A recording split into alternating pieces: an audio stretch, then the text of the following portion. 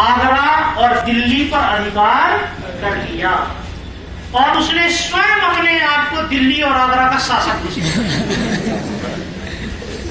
तो दिल्ली और आगरा से शासन करने वाला अंतिम हिंदू हेमू को माना जाता है। किसको? अब हेमू के विषय में आपसे 3 नंबर में पूछा जा सकता है, ब्रैकेट में लिखा देखो।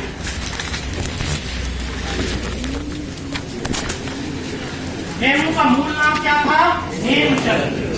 मूल रूप से वो ब्राह्मण था और नमक का व्यापारी और अपनी योग्यता के दम पर जब आदिल शाह सूर दिल्ली और आगरा का शासक था तब उसका वजीर बन गया और आदिल शाह सूर की तरफ से इसने 24 लड़ाइयां लड़ी थी और 22 लड़ाइयों में इसने सफलता प्राप्त की थी, इसलिए कुछ इतिहासकार इसे भारत का नेपोलियन भी कहते हैं।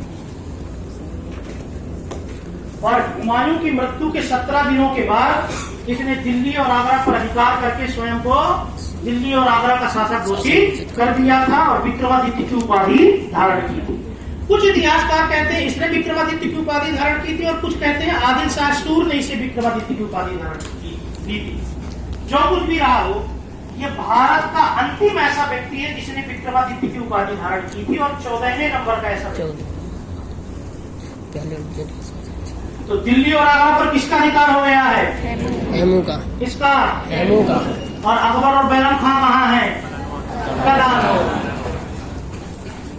हम मुगल सैनिकों ने इनको सलाह दी कि हेमू तो बहुत बड़ा योद्धा है, तो उसको पराजित करना संभव नहीं है, चलो वापस लौट चलते हैं। कहाँ? काबुल और कंधार।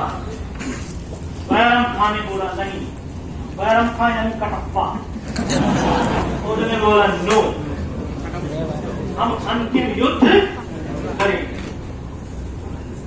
अकबर को बोला, अकबर को ज्यादा समझ तो थी नहीं, मात्र 13 वर्ष 4 माह का अकबर था।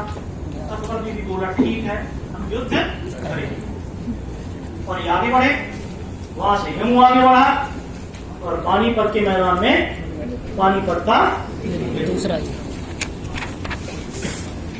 ये जो कहानी मैंने आप लोगों को बताई, ये क्यों बताई?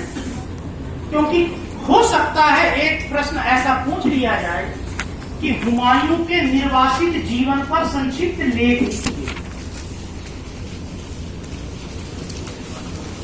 क्या प्रश्न हो सकता है?